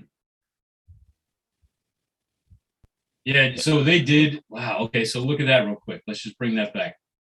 Right away, off of a So Matic drops in in with the center backs to get the ball, and then he always Fred drives was it out doing it. wide. Yeah, Fred Fred does was it. doing. Fred Fred- was having to do this, and when Fred was dropping back, it forced Pogba and Bruno to drop back because somebody needed to pick the ball up with his foot. We know Paul ain't dropping back. Eventually, Ralph recognized this and he said, "Fred, get the fuck out of there because you're forcing my attacking players to pull back." Yeah. So he then sent Fred forward, and what he did was he actually moved what's his name? No, the right back that shouldn't be a right back. Lindelof. They had Lindelof playing as like your right center back, and they had Varane and Maguire kind of pairing as the three. Varane became your distributor, and then that allowed, was it Luke Shaw, whoever the left back was, that allowed him to go forward, and they kind of rotated, and then Fernandez kind of went out to the right and allowed them to move the ball a little bit more freely. Because now you don't have Fred trying to break lines. Right. Yeah. You have Varane, who was like, I'll take Varane breaking the line over Fred. You know what I'm saying? Yeah. But yeah, it was interesting. Luke Shaw got subbed out for Tellish when they did the 3 in the back kind of deal. Okay.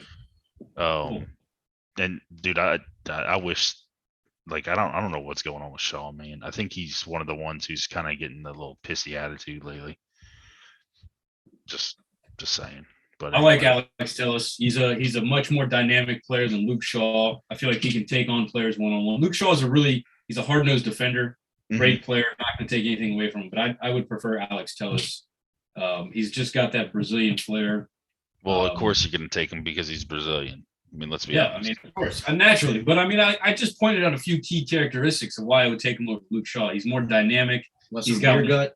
Less of a beer gut. One-on-one, I feel like he's a better player as well. Luke Shaw's a better defender. I'll give him that. Yeah. Hold on. Because there's been some times that Luke Shaw looks fucking clueless in the back line. So I don't know if we really want to go that far. Okay. But because, dude, as much as McGuire's, that whole left side, McGuire and Shaw have just, this year it's just been, what? Like, y'all played fantastic last year. What the fuck happened? It's just one of those things, like, I kind of just scratch my head on because I don't know. I just don't know. I'm looking for the Bruno ball. Shot off the post. Didn't he have a shot off the post? Yeah, it was yeah. Oh, yes. It was off the crossbar. I can't remember what. The goal reason for me. Griezmann's going to the right. It's probably like right here, huh? I think it is. Yeah, I think it was off of this. I think it was off of this. Because I think we're it's in this area. Yeah, I think it's this play here. It goes out to Griezmann. No, maybe not. Yeah, it's on the corner. You're right. There it is, right there. Yeah. Yep. Oh! And Day gave up on it too. He's like, that's a great shot. You're not stopping that one. Yep. No. He was on an island, man. He couldn't do that was anything about that. Wrong fucking placement too. Oh, dude. The amount of whip on that ball was fantastic from him, man. Perfect shot. I wish I could see this last man tackle. I was looking. Nemanja Matic had a last man tackle that apparently saved a. Oh, yeah, I got dangerous. That was a great play. That was play of the fucking match right there. Holy shit! Yeah, somebody right behind him. Who was that? Ronaldo was creeping. Yep, he knew it too. He's like, no, you gotta pick that up. You gotta pick that up. Yeah. All right. Yeah. So going back to this, I think this goes back to Old Trafford. So yes, that's good for Man United. Yep. Hopefully, as we've been saying on the last episode, the second leg is the advantage. Yes. There's no more away goals. No more ways. With the two legs here. So home field advantage on the second leg is massive because then if it's a tie, you go into overtime. You got your crowds giving you that extra energy, cheering away their hearts out. It's gonna be interesting. It's gonna be very interesting. I kind of quickly want to just go through the scores here. So we have a draw for Atletico Man U. We have a draw for Benfica Ajax. We have a draw for Villarreal Juventus. 3 out of the 4 of these games have been draws. Yeah. So this next game is going to be fucking electric. Yes. Chelsea Lille 2-0. Lille's got an uphill battle to climb. Moving. Come on. Can we just go back one day? Just one day. One day, baby. Champions. Hey, one day, baby. Because now we got to go to the Can I remember? First day of the first leg of the first half of the first leg. Yeah. There it is. We got to bring some people on to get whacked next time too. Ooh, whack some people. Oh, I don't know. I'm gonna call somebody. We gotta find the hit. We gotta hit it. I'm gonna call somebody for the hitman in the newspaper. I'll call. I was thinking about calling Pesci. We got a bunch of draws. We got Bayern, Salzburg, draw. Shocker. Liverpool, Inter, 2-0. Yep, that might be done. PSG, Real, 1-0. Might as well be a draw. You just need a 1 goal from Real, and you're in this. Yeah. Man City Sporting 5-0. That one's over. That Liverpool one, dude. The AFCON Cup was the best thing that ever happened to Liverpool. Straight up. Put your 2 best players on a fucking hot streak. In the meantime, you had Jota on the fucking wings. You got to get some time on the wings. Freaking. That's a scary team right now. Yeah. So, out of all 16 of these teams, Steve, who's your? Oh, go ahead. Liverpool also added Luis Diaz. Is that? Yeah, baby. Fire, dude. He's on fire. He came from fire. the Portuguese league. He's been high for FC Porto. Okay. Out of all 16 of these teams, right now, just looking at these teams right now, Mhm. who are the you want to do top 4? Let's do a top 4 hottest teams right now. Push out. Push Okay. out. All I right, think I'll the go. obvious one is Man City, right? Yeah, Man City. I think Man And City's then- number one. Yeah, I don't Liverpool necessarily number say 2. they're hot. I feel like they're hot because they just whoop Sure, Sporting's it's ass. Sporting. But we have to still put them in. You got to Hold on. Yeah. So Ruben Diaz is, I think, injured for Ooh. a while. He So- is. Oh, shit. That could be key. Yeah, He so was a good player, I may take that number 1 and give it to Liverpool.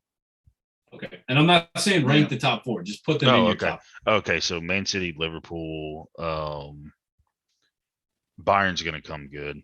So I'll just give one spot to Bayern. They have a bunch of injuries right now, so be careful. It's still Bayern. Yeah.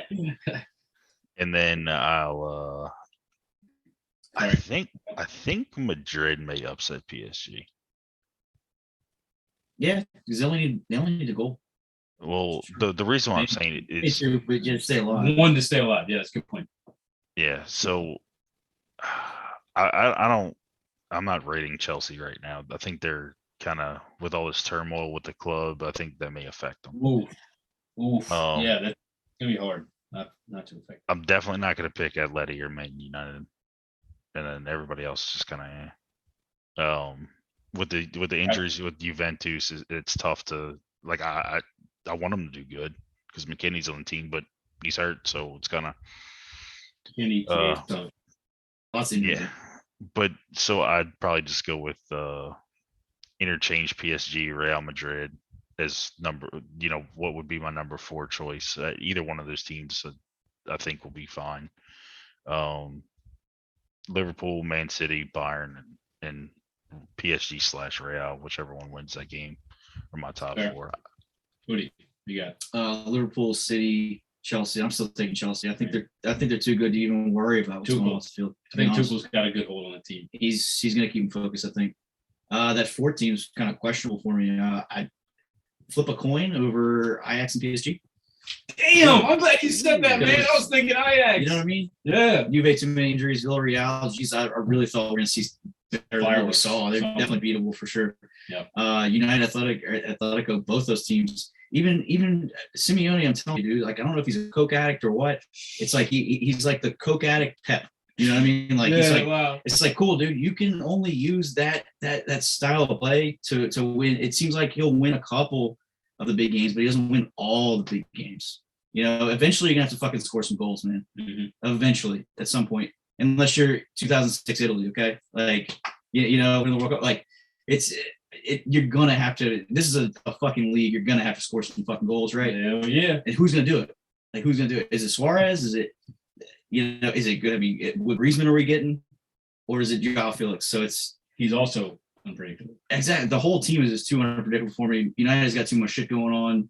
I think that 14 for me is a toss up between PSG and Ajax. PSG seems beatable to me right now with everybody they have, but they have such a deep bench, so you just never know. I'll go Ajax just because I want to see them fuck around. So, yeah. They do have weaknesses, Ajax, but I agree. They have the coaching and they have the potential. You put him in your top 4? What's your top 4? I like yours a lot. I'm going to go also Man City, Liverpool. For me, Bayern right now. I think they're going to hang. Bayern's going to hang, but I think they're missing Neuer. But how far? They're missing Davies. Yeah. Lucas Hernandez, Goretzka. Like those 4 right there are key players. That's tough, dude. It's tough to replace. So then I want to throw Chelsea in there because they just look good. And then for me again, it's Ajax and PSG / Liverpool, Real Madrid. Any of those 3 teams could easily be in the top 4 for me. Yeah, depending on who wins the game, of course. But if Real Madrid can lock up Mbappe, I don't think PSG get away with a win. No, I mean, they're now going to be relying on Neymar, who start your watch. His sister's birthday is coming up. When's the sister's birthday? April 12th or March something 11th. like that? March 11th. March 11th. Yeah, that sounds like that's right. And they play on March 9th, so maybe he can get that late flight. He'll catch a little red eye from Paris to Rio. Yeah. Yeah. So Speaking of which, we have Champions League games next week. Next week. You want to just quickly go through that schedule? Yes, sir. Bayern, time to wake up against Salzburg. Salzburg definitely showed up last round, as we're saying. Hell yeah. Last leg. So we have these are gonna be your first matches on Tuesday the 8th. We have Bayern First half Salzburg. of leg 2. First half of leg 2. Round of 16. Then we have Liverpool. Inter has a big old climb going into Anfield, but then again, so did Atletico a couple years ago. You never know what can happen. Hey, Bob. The away goals matter now. But I think if Inter is going to go off, they're going to have to put everything on Dzeko. I don't see Liverpool to shut out Liverpool and score 3 goals. There's no way if Liverpool gets any goal on this one, it's over. You can't stop Salah or Mane right now. You No. just can't do it. No. They're going to score. One of them will score. And then what's on that Wednesday, the 10th? The 10th? Right there. So, yeah, this coming Wednesday, the 9th, excuse me. So we're going to see City call the cops. Sporting is going to show up and run around for a little bit. And then we got Real Madrid, PSG. Woo! That's going to be a really fun one. It's only 1 goal aggregate for PSG. And then beyond that, your second half of leg 2. There you go. Oh, God. That hurts. Man United, Atletico. We got that one on Tuesday, March 15th. Other game that day, Ajax, Benfica. Ooh. That's going to be a fun one. You're going to Ajax on that one. I believe they are. Yeah. Yes. And then we also have the next day, the 16th, Juve, Villarreal. Interesting to see what Allegri is going to fix up there. Is the Villarreal expecting to show up? We'll see. Gotta win. Can't draw. And then Gotta win, Allegri. Chelsea's going to go away to Lille to round that out. So that'll be interesting. You had Chelsea, of course, up 2-0 on that aggregate. So that should be fun. I don't have anything else to add unless you want to add some shout outs to your Let's fucking shout them out. Let's shout them out. Get my quick shout out real quick. Here it goes. Oh God. Shout out to, I'll keep it to soccer this time. Shout out to David Beckham. You look beautiful, man. Keep it up. You're old, you're still doing it. Keep banging a Spice Girl. Keep doing it, man. Love you. Keep up the pink and black. It looks really good. That's me the next tracksuit, I think. I've got a good shout out. Go for it. Shout out to Franck Kessié, who is appearing to be on the move to Barcelona. We offered him 6 mil. Barcelona offered him 6.5. And the Milan fan base has gone, Frank, what the hell, man? It's only $500,000. Cheeky. One of the things that no one's reporting is that Barcelona are going to pay his agent 10 mil in commissions. Oh, well. So Frank is doing his old buddy a little favor. So they get a little cash on the side. Yeah, his agent's going, you better fucking take that deal, my man. I'll give You you half. better fucking take it. Yeah, he might slide some dough on the table. But I got to shout out Frank, not because of the movie he's doing, but because he's on his way out, and the Milan fan base has been every game. They just jeer, and just whistle, and treat him like shit, man. He without him, we don't finish in the top 2 last year, because one of the things that we will take for granted next year is his ability to stay healthy. We're getting Renato Sanchez, who does not have a really good history of staying healthy. Interesting. Kessie maybe missed 1 game last year. Really? He's just a horse, and he would go for 90s all season long. He's not one of the best attacking players, but man, and they called him El Presidente in the locker room, and they had the fans even got around like a cheer. So leader can go 90s all season long, and he was just a very chill dude. So it's really sad to see him go out like this in such a hated way. It's kind of like the Donnarumma way. Like the fans instantly turned on Donnarumma, and it was really sad. It's like, man, he's given so much of his time to the club. We got to stop this trend of just hating on these guys for leaving on the free. I mean, I get it sucks for the club, but they gotta eat too, man. They have family. They got family. They got agents. They got people that are depending on them to make the right decision. So maybe we'll see him back in the future, but this is a farewell to Frank. I hope you ball out on Sunday. We need it. He gave you many fits. That's how I know who he is. He did, man. He did a great job against y'all. But yeah, shout out to Franck Kessié, the Ivory Coast guy, midfielder. Going. I like that. Yeah. Stevie G. Who's your shout out? Oh man, I never thought I'd say this. Shout out to Jamie Carragher for finally saying what I've been screaming for the past 6 months on TV. And that is that Man U players need to step up. It's not the coach's Step fault. it the fuck up. Yep. But hey, The team gave up on Ollie.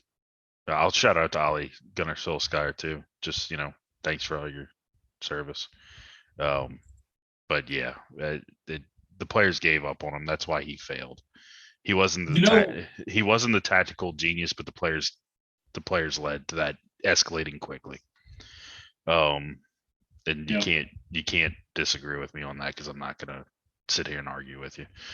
I think for me the game that really ended it for Ollie Ole Gunnar was that ass whooping that Man City gave Man U. It was it was the Watford game. No, there was what didn't they play Man City and just get whopped? No, it was like. I mean, I'm sure they did. It was like that wasn't the game, but that was. The game. Everyone was okay, now we need to start having the conversation. Yeah, the Watford game was the game. Was it Liverpool or City? I can't remember. It could have been Liverpool. No, I think you're right. It could have been Liverpool. Liverpool with them too. Yeah, I think it was Liverpool. I don't think it was Man City. It's a blur, and I really don't want to remember it. So, well, lucky for us, we've got who scored, and they're going to help us find it. I really don't want to do this. You guys beat the shit out of Leeds 4-2. Well, yeah, it's because it's fucking Leeds. Watford 4-1. That's the one that did it. That's the one you're talking about. It's the 5-0 to Liverpool was when everything kicked off. That's the one. It was Liverpool. That was the one for me because you guys just beat Atalanta on a Cristiano Ronaldo last minute winner, and you're like, oh my god, look at him, he's putting all the way on his back, and then it's 5-0. You're like, yeah. Yeah, no, hold on real quick. Look at all these scores. Look at the up and down, like the 5-1, the 4-1, the even over a good West Ham side, a 2-1 victory. I was so happy, and then we lost to West Ham, and then 1-1 to a down and out Everton. Dude, look at the fucking lack of consistency. You go from losing to Liverpool 5-0 to beating Tottenham. Well, they were down and out 3-0. And then losing to City 2-0, then losing to fucking Watford 4-1, then tying Chelsea, then beating Arsenal. It's the up and down bullshit this entire year is an emotional fucking roller coaster I was not ready for. Oh god. It feels like this is I'm looking at their schedule for the last 3 years. Yeah. Dude, big win, big loss. Big win, big loss. It has been since Fergie left, it has been the hardest club to even want to be associated with. Yeah, it's so emotionally draining. It's not even funny. I understand. I don't even blame any United fans for not even knowing who to blame anymore. It's crazy. That's why, when and Hugh, I hate to keep beating the dead horse here, but when we're having the conversation, I didn't even know what to think anymore. I was just like, whatever, you're right. I just don't care anymore. I'm asking the questions to maybe bring clarity to what you were trying to make an assessment of. I don't know either. I'm just sitting here asking questions. I know there are observations that I can make that you can the observation of the players reacting to the other players' mistakes on the field. Right. That's a locker room issue. And I agree with you. And you helped me see it a little better because I went back and kind of analyzed what I said, and I was like, okay, I can see how this is misconstrued to what I was actually trying to say, which is why I clarified it. And I hope that went better. So and I do agree with you. I'm going to give you a point in your corner when you were just talking about Ole Gunnar Solskjaer. Mm-hmm. I don't believe Cristiano Ronaldo was one of the players that started that coup. Oh, I agree. Maybe not started, but I feel like he got that ball rolling.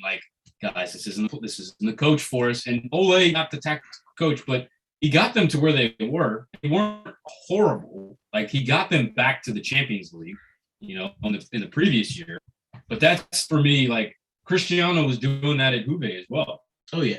I feel like he's got a lot of pull with the coach, and if the coach is lining up with his, then it's And That's a knock that I'll give Cristiano. That's where that's a I rare have- moment for me, right? To actually Yeah. knock Cristiano. That's a very reality. Yeah. That's But a reality. that's where I was saying, like, I don't know exactly what he talks about, but I know he has pull because of the high profile player he is, and that's where I have an issue with him. That's why I was saying, I was skeptical about this move in the beginning of the season. Yes, he put the team on his back at times. I get it. I get all that. But that's what I was concerned about. That was my biggest concern is I saw kind of what happened at Juve, and I was like, I hope to God this doesn't happen here. And it seems like it did. It's not for everybody. Some players step up to the challenge, and it's awesome. Like I said, it's the same thing with Ibra, but I feel like Ibra and him bring the same to the locker room. They're both leaders. They're both expecting the exact same. Every player that makes a mistake on Milan in the game, Ibra is on their ass every time. Hands up in the air, pointing at his feet. Pass me the fucking ball. Don't take your dumb shot. And it's like you kind of laugh. You're like, all right, Ibra, calm down. But at the same time, the players all respect him. Maybe it's because the average age of the AC Milan team is very young. So naturally, they see him as like more of an authoritative figure and not as like an equal. So maybe it's different for Man U because a lot of the players are closer to Ronaldo's age than it is in AC Milan. That's what I was saying. The whole generational difference in attitudes. I'm not saying like the huge age gap, but it's like Ronaldo was built different. We know that. He has an older school mentality when it comes to the elite mentality. These kids, like, your Sanchos, your Rashfords, the ones who I could see like having issues with what he's bringing to the table. And I'm not saying they are. I'm just saying I'm using that as a hypothetical example. That generational difference in mindset of, the social media, the this, that, and the other, just different psychologies is what I was getting into. I'm not thinking about any of that shit. I mean, he is though, because he just had 400. He just broke the record. He's got 400 million Instagram followers. Like to say that, it's like that's not true. Well, no. He uses social media. I know he does, but I'm talking about Ronaldo's main focus is not social media. It is being a professional footballer. And that's I agree with that. But that's what I meant by that. That's what I meant by that. Not social media is the devil. It was just he is focused on being a footballer, not being a social media presence. I was on that page. It's like, that shit's like second tier shit. That's a way for me to make more money. Right. Whereas some of those guys are like, this could be my first shit. I could be making. Because Ronaldo's a businessman. Let's be honest. Right. Ronaldo's a businessman. He's a brand. He's a brand. He's a fucking brand. He's a full brand, but he's a footballer first in his mindset. That is not the mindset of everybody. Basically, I'd say 99.5% of the soccer players. That's not their mindset these days. No. That's it. That's a good way to end this. To end this whole this app. What do you think? Yes. We're rock and roll. Let's rock and roll, baby. Give a shout out to Ocho too for opening my eyes. Hey man, it's all right. This is why I ask the questions. I ask the tough questions. He does. You should see me at work, man. We got real quick. We got this little intern. Yeah, she hates me because I ask her tough questions all the time. I won't get into the questions I ask her, but they're very controversial. They're gonna be dating soon. We won't. Don't you even worry. We will not. Promise. They will not. Get you some Nova Acai. It's fucking back, folks. Hey, as long as I get invited. Sponsoring this episode with episodes with Total 90. With Total 90. It's coming soon, baby. It's fucking coming. Stay tuned. Still haven't got my invite to that though. Hey man, no one can actually get on it right now, so don't feel left out. Logo looks clean though. The logo's clean. It's a good choice. Yeah. That was nice. We had some input on that. Steve, we had the most input on that.